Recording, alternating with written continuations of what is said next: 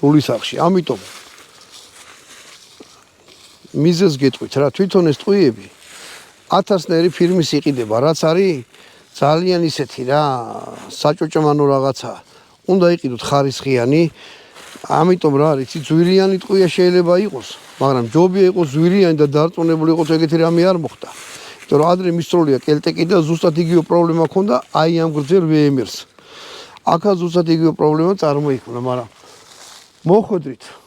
აი ძალიან კარგად ისვის მიზანში ისვის ყიდვის დროს თუ ესეთ პისტოლეტი გექნებათ აუცილებლად დააკვირდით ვაზნებს რა. ცადეთ. პირდაპირ ვონარ გეტყვით ამ ფირმის, ამ ფირმის, იმიტომ მრავალფეროვანია. იყიდეთ რამოდენმენაირი ისროლეთ, თქვა თვითონ ჭიდი, მერე თქვენ მიხვდებით რომელი ფირმის უნდა იყიდოთ.